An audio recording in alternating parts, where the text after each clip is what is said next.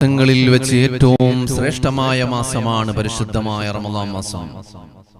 ദിവസങ്ങളിൽ വെച്ച് ഏറ്റവും ശ്രേഷ്ഠമായത് വെള്ളിയാഴ്ച ദിവസമാണെന്ന് പഠിപ്പിച്ചു തന്നപ്പോ, ദിവസങ്ങളിൽ വെച്ച് ഏറ്റവും ശ്രേഷ്ഠമായ ദിവസം വെള്ളിയാഴ്ച ദിവസമാണെന്ന് നമ്മൾ പഠിച്ചതുപോലെ പരിശുദ്ധമായ റമളാൻ മാസം ഒരു വർഷത്തിലെ 12 മാസങ്ങളിൽ വെച്ച് ഏറ്റവും ശ്രേഷ്ഠമായ മാസം ഏതാ? പരിശുദ്ധമായ റമളാൻ. ആ റമളാൻ മാസത്തിലാണ് നമ്മളുള്ളത്. അപ്പോ ലഅല്ലക്കും തത്തഖൂൻ, പരിശുദ്ധമായ ഖുർആൻ പറഞ്ഞത് എന്താണ്? റമളാനിനെ നിങ്ങൾക്ക് നിർബന്ധമാക്കിയത് നിങ്ങൾ തഖ്വയുള്ളവരായി മാറുവാൻ വേണ്ടി, തഖ്വയുള്ളവരായി മാറുവാൻ വേണ്ടി, അള്ളാഹുവിനെ സൂക്ഷിക്കുകയും പേടിക്കുകയും അള്ളാഹുവിനെ കുറിച്ചുള്ള ചിന്തയും മനസ്സിൽ അള്ളാഹുവിനെ കുറിച്ചുള്ള ബോധവും നിങ്ങളുടെ ഹൃദയത്തിലേക്ക് വരാൻ വേണ്ടിയാണ് പരിശുദ്ധമായ റമളാൻ മാസത്തെ അള്ളാഹു നൽകിയത്. പരിശുദ്ധമായ ദീനുൽ ഇസ്ലാമിന്റെ ഒരു സിസ്റ്റം അങ്ങനെയാണ് അല്ലേ?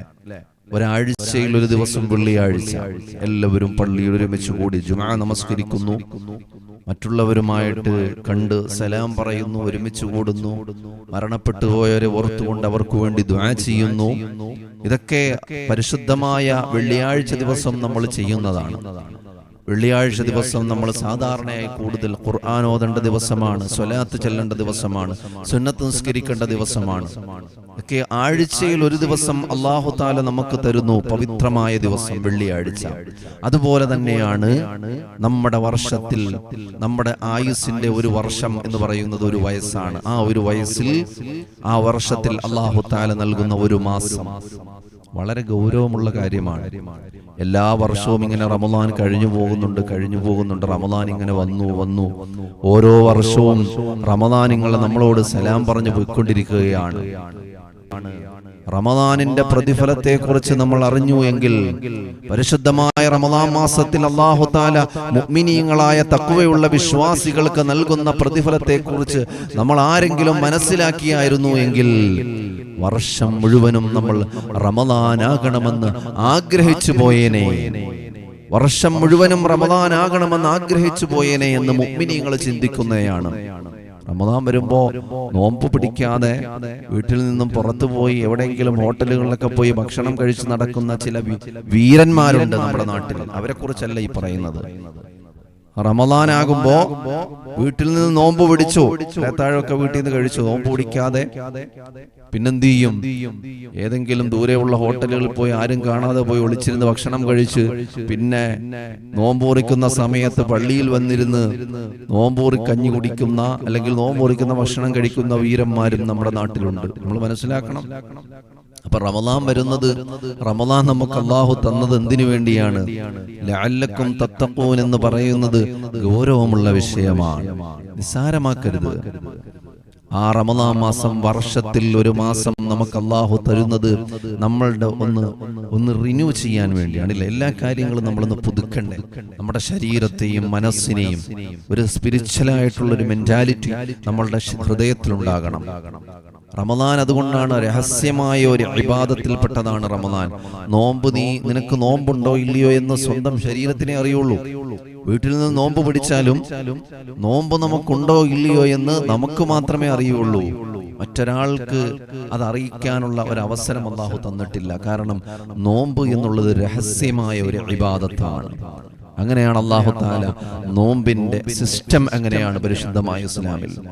അതുകൊണ്ട് ആ സിസ്റ്റത്തെ ഫോളോ ചെയ്തുകൊണ്ടാണ് വർഷത്തിൽ ഒരു മാസം നമുക്ക് അല്ലാഹു നോമ്പ് നിർബന്ധമാക്കി. ആ ഒരു വയസ്സിലെ ഒരു മാസം, എൻ്റെ ആ ഒരു വയസ്സുണ്ടല്ലോ, ആ വർഷത്തിലെ ആ ഒരു മാസം നീ 30 ദിവസവും നോമ്പ് അനുഷ്ഠിച്ചുകൊണ്ട് അല്ലാഹുവിലേക്ക് അടുക്കണം. എന്തിനു വേണ്ടിയാണ്? നെക്സ്റ്റ് ഇയർ, അടുത്ത നിന്റെ വർഷം നിനക്ക് നേരത്തെ ഉള്ളതിനെക്കാട്ടിലും തഖ്വയുള്ള ജീവിതം നിനക്കുണ്ടായി തീരണം. എപ്പോ വരെയാണ്? അടുത്ത റമളാൻ വരെയാണോ? അല്ല, മരണസമയം വരെയും അല്ലാഹുവിന്റെ അള്ളാഹുവിന്റെ തീരുമാനപ്രകാരം ശരീരത്തിൽ നിന്നും നമ്മുടെ റൂഹിനെ പിടിക്കുന്ന സമയം വരെയും നമുക്ക് തഖ്വയുള്ളവരായി ജീവിക്കാൻ വേണ്ടിയാണ് പരിശുദ്ധമായ റമദാൻ മാസത്തെ അള്ളാഹു നമുക്ക് നൽകിയത്. ഈമാൻ പരിപൂർണമാകാൻ വേണ്ടിയാണ്, ഈമാൻ പരിപൂർണമാകാൻ വേണ്ടിയാണ്, തഖ്വയുള്ള ജീവിതം ഉണ്ടാകാൻ വേണ്ടിയാണ്. ഹൃദയത്തിൽ അടിഞ്ഞുകൂടിയിരിക്കുന്ന മാലിന്യങ്ങളെ മുഴുവനും സംസ്കരിച്ച് ശുദ്ധീകരിച്ചുകൊണ്ട് പരിശുദ്ധമായ റമദാൻ മാസത്തെ സ്വീകരിച്ചുകൊണ്ട് അല്ലാഹുവിലേക്ക് ഈമാനോടുകൂടി ഏറ്റവും കൂടുതൽ അടുക്കാൻ വേണ്ടിയാണ് പരിശുദ്ധ റമദാൻ നമുക്ക് നൽകിയത്. അതുകൊണ്ടാണ് ലഅല്ലക്കും തത്തഖൂൻ. എടാ, റമദാൻ വന്നിട്ട് പോലും നിന്റെ മനസ്സിന് മാറ്റമില്ല എങ്കിൽ, പരിശുദ്ധമായ റമദാനിന്റെ ദിനരാത്രികൾ നിന്നിലേക്ക് വന്നിട്ട് പോലും നിന്റെ മനസ്സിന് മാറ്റമില്ല എങ്കിൽ, നിന്റെ മനസ്സിന് ചാഞ്ചാട്ടമില്ല എങ്കിൽ, നീ ഏത് ലോകത്താണ് ജീവിക്കുന്നത്? നീ ഏത് ലോകത്താണ് മോളെ ജീവിക്കുന്നത്? പ്രിയമുള്ള മുഅ്മിനീങ്ങളെ, തഖ്വയോടുകൂടിയുള്ളൊരു മാറ്റം നമ്മുടെ ജീവിതത്തിൽ ഉണ്ടാകാൻ വേണ്ടി അല്ലാഹു തആല പരിശുദ്ധമായ റമദാനിനെ നമുക്ക് നൽകിയിട്ടുണ്ട്. ആ റമദാനിനെ പരിപൂർണമാകണമെങ്കിൽ, ആ റമദാൻ നമുക്ക് അനുകൂലമാകണമെങ്കിൽ, ആ റമദാൻ നമുക്ക് അനുകൂലമായി നാളെ സാക്ഷിയാകണമെങ്കിൽ നമ്മൾ ചെയ്യേണ്ട ഇബാദത്തുകൾ നോമ്പ് മാത്രമല്ല, നമ്മൾ മുഴുവൻ ചിന്തകളെയും നിയന്ത്രിക്കണം, നമ്മുടെ ഹൃദയത്തെ നമ്മൾ ശുദ്ധീകരിക്കണം. അതുകൊണ്ടാണ് മഹാനായ ഇമാം ഗസാലി ഇമാം പറഞ്ഞത്, നോമ്പ് പിടിക്കുന്നവരെ 3 വിഭാഗമായി മഹാനവറുകൾ തരംതിരിച്ചിരിക്കുകയാണ്. ഒന്നാമത്തെ കാറ്റഗറിയിൽപ്പെട്ടവര് അവരുടെ നോമ്പ് കൊണ്ട് അവരുടെ ശരീരവും മനസ്സിനെ മാത്രമാണ് അവർ ശുദ്ധീകരിച്ചു കൊണ്ടിരിക്കുന്നത്. അവര് തഖ്വയോടുകൂടി നോമ്പ് അനുഷ്ഠിക്കുന്നു, അവരുടെ രഹസ്യ ഭാഗങ്ങളെയെല്ലാം അവർ തഖ്വയോടുകൂടി സംരക്ഷിക്കുന്നു, നോമ്പും അനുഷ്ഠിക്കുന്നു. അതാണ് ഒന്നാമത്തെ കാറ്റഗറി. രണ്ടാമത്തെ വിഭാഗമോ, അത് തെരഞ്ഞെടുക്കപ്പെട്ടവരാണ്, സെലക്ട് ചെയ്യപ്പെട്ടവരാണ്. അവർക്ക് നോമ്പുണ്ട് എന്നുള്ള ചിന്ത അവരുടെ മനസ്സിൽ എപ്പോഴും, അവരുടെ മനസ്സിൽ കണ്ടിന്യൂസ്ലി അവർ തിങ്ക് ചെയ്തുകൊണ്ടിരിക്കുകയാണ്. എപ്പോഴും അവരുടെ മനസ്സിൽ എനിക്ക് നോമ്പുകാരനാണ്, ഞാൻ നോമ്പുകാരനാണ് എന്നുള്ള ചിന്ത എപ്പോഴും അവരുടെ ഹൃദയത്തിലുണ്ടാകും. ഏതുപോലെ അവരുടെ ശരീരത്തിന്റെ ഓരോ അവയവങ്ങളെയും, അവരുടെ ശരീരത്തിന്റെ ഓരോ അവയവങ്ങളെയും, ശരീരത്തിന്റെ ഓരോ ഭാഗങ്ങളെയും അവര് നോമ്പുകാരാക്കിക്കൊണ്ടിരിക്കുകയാണ്. കണ്ണിനെ മുഴുവൻ ഹറാമുകളിൽ നിന്നും അവര് സംരക്ഷിക്കുകയാണ്. നാവിനെ മുഴുവൻ ഹറാമായ കാര്യങ്ങൾ സംസാരിക്കുന്നതിൽ നിന്നും നാവിനെ സംരക്ഷിക്കുന്നവരാണ് സെലക്ട് ചെയ്ത നോമ്പുകാരെന്ന് പറയുന്നത്. മറ്റുള്ളവരുടെ കാര്യം പരദൂഷണം പറയുക, മറ്റുള്ളവരുടെ കാര്യത്തിൽ ആവശ്യമില്ലാതെ ഇടപെടുക, മറ്റുള്ളവരുടെ വിഷയങ്ങൾ ചർച്ച ചെയ്യുക, മൊബൈലിൽ കൂടി അല്ലെങ്കിൽ വാട്സപ്പിലെ ഫാമിലി ഗ്രൂപ്പുകളിൽ കൂടി ആവശ്യമില്ലാത്ത ആളുകളുടെ കാര്യങ്ങൾ ചർച്ച ചെയ്തുകൊണ്ട് സമയം കളയുന്നവര്, നമ്മൾ പോലും അറിയാതെ നമ്മളുടെ നോമ്പിന്റെ പ്രതിഫലം നഷ്ടപ്പെടുന്ന കാര്യമാണ്. അതുകൊണ്ട് പ്രത്യേകിച്ചും സഹോദരങ്ങൾ, സഹോദരിമാര് ശ്രദ്ധിക്കണം. അല്ലാഹു ഈമാൻ തരുമാറാകട്ടെ. മറ്റുള്ളവരുടെ വിഷയം ഇന്ന് വാട്സപ്പിൽ ചർച്ചകളാണ്. എല്ലാവർക്കും ഫാമിലി ഗ്രൂപ്പ് ഉണ്ട്, നല്ലത് തന്നെയാണ്. കാര്യങ്ങൾ സംസാരിക്കുകയും വിശേഷങ്ങൾ പറയുകയും നമ്മുടെ വിശേഷങ്ങൾ പങ്കുവെക്കുകയും ഒക്കെ ചെയ്യാൻ നല്ലതാണ്. മറ്റുള്ളവരുടെ വിഷയങ്ങൾ പരദൂഷണവും ഏഷണിയും ചർച്ച ആക്കിയിട്ട് അവരെക്കുറിച്ചും ഇവരെക്കുറിച്ചും അഭിപ്രായങ്ങൾ പറഞ്ഞുകൊണ്ട് നമ്മുടെ നോമ്പിനെ ആരും ബാത്തിലാക്കരുത്. അത് പ്രത്യേകം ശ്രദ്ധിക്കണം. അതുകൊണ്ടാണ് നോമ്പുകാരൻ രണ്ടാമതായിട്ട് സെലക്ട് ചെയ്യപ്പെട്ട നോമ്പുകാരാരാണ്?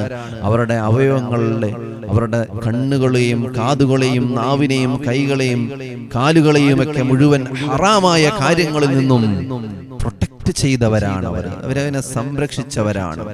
അങ്ങനെയാണ് നോമ്പിനെ അവർ പരിപാലിക്കുന്നത്. മൂന്നാമത്തെ വിഭാഗമോ, ഒന്നാമത്തെയും രണ്ടാമത്തെയും വിഭാഗമല്ല മൂന്നാമത്തത്.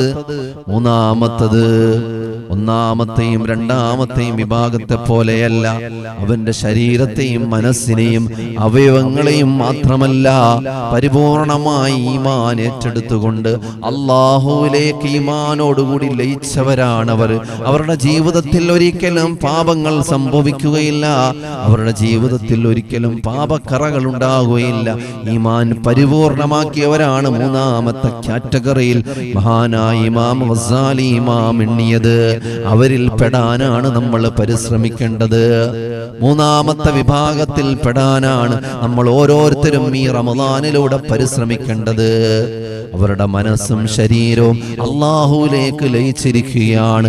ഈമാനിന്റെ പവർ കൊണ്ട് അവരൊരു തെറ്റിലേക്കും പോകുകയില്ല. അങ്ങനെയുള്ളവരാണ് മൂന്നാമത്തെ വിഭാഗം.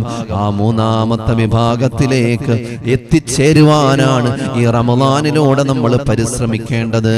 ലഅല്ലക്കും തത്തഖൂൻ, തഖ്വയുള്ളവരായി മാറുവാൻ. പരിശുദ്ധമായ റമദാനായിട്ട് പോലും മനസ്സിന് മാറ്റമില്ല എങ്കിൽ, നിന്റെ ചിന്തകൾക്ക് മാറ്റമില്ല എങ്കിൽ, ആ റമദാനായിട്ട് പോലും നിന്റെ ഹൃദയത്തെ നിയന്ത്രിക്കാൻ, നിന്റെ മനസ്സിനെ നിയന്ത്രിക്കാൻ നിനക്ക് കഴിയുന്നില്ല എങ്കിൽ നീ പരാജയപ്പെട്ടു പോയി. നീ പരാജയത്തിന്റെ പടുകുഴിയിലേക്ക് വീണവരാണ്. നീ പരാജയത്തിന്റെ പടുകുഴിയിലേക്ക് വീണവനാണ്. അതുകൊണ്ട് റമദാനിനെ പരിപാലിക്കണേ. അല്ലാഹുമ്മ റഹംനി യാ അർഹമർ റഹീമീൻ.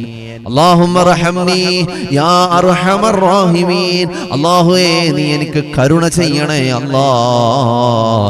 നീ ഞങ്ങൾക്ക് കരുണ ചെയ്യണേ അല്ലാഹ്. നിന്റെ കാരുണ്യത്തിന്റെ കവാടങ്ങൾ നീ ഞങ്ങൾക്ക് തുറന്നു തരണേ റബ്ബേ എന്ന് പരിശുദ്ധമായ റമദാനിന്റെ 1 മുതൽ 10 വരെയുള്ള ദിവസങ്ങളിലും നമ്മൾ അറിഞ്ഞുകൊണ്ട്, നമ്മൾ മനസ്സറിഞ്ഞുകൊണ്ട് ദുആ ചെയ്യുകയാണ്. അല്ലാഹുവേ, നീ ഞങ്ങൾക്ക് പുറത്തു തരണേ അല്ലാഹ്. അഷ്ഹദു അല്ലാ ഇലാഹ ഇല്ലല്ലാഹ് അസ്തഗ്ഫിറുല്ലാഹ് അസ്അലുകൽ ജന്നത വഅഊദു ബിക മിനൻ നാർ. റമദാനിന്റെ 1 മുതൽ 30 വരെയുള്ള ദിവസങ്ങളിൽ നമ്മൾ തുടരെ ചെല്ലേണ്ട ഒരു ദുആയാണ്. പഠിച്ചു വെക്കണേ, മനസ്സിലാക്കണേ, എപ്പോഴും നിങ്ങൾ ചൊല്ലണേ. അഷ്ഹദു അല്ലാ ഇലാഹ ഇല്ലല്ലാഹ് അസ്തഗ്ഫിറുല്ലാഹ് അസ്അലുകൽ ജന്നത വഅഊദു ബിക മിനൻ നാർ. അതുപോലെ റമദാനിന്റെ 1-ാമത്തെ 10 അല്ലാഹുമ്മ റഹംനി യാ അർഹമർ റഹീമീൻ. അല്ലാഹുമ്മ റഹംനി യാ അർഹമർ റഹീമീൻ. അല്ലാഹുവിന്റെ കരുണ ചോദിക്കുന്ന മാസമാണ്. അല്ലാഹുവിന്റെ കാരുണ്യം കിട്ടിയാൽ നമുക്കെല്ലാം കിട്ടും. അതുകൊണ്ട് ആദ്യമായിട്ട് നമ്മൾ അല്ലാഹുവിന്റെ കാരുണ്യമാണ് തേടേണ്ടത്. അതുകൊണ്ട് അല്ലാഹുമ്മ റഹംനി യാ അർഹമർ റഹീമീൻ 1-ാമത്തെ 10 നമുക്ക് ചെല്ലാൻ അല്ലാഹുവിന്റെ റസൂൽ സല്ലല്ലാഹു അലൈഹി വസല്ലമ തങ്ങൾ പഠിപ്പിച്ചു തന്നത് അല്ലാഹു മനസ്സിലാക്കാൻ തൗഫീഖ് നൽകട്ടെ. ഈ റമദാനിലൂടെ നമ്മുടെ ശരീരത്തെയും മനസ്സിനെയും ശുദ്ധീകരിച്ച് അല്ലാഹുവിലേക്ക് അടുക്കാൻ അല്ലാഹു നമുക്ക് തൗഫീഖ് നൽകി അനുഗ്രഹിക്കട്ടെ.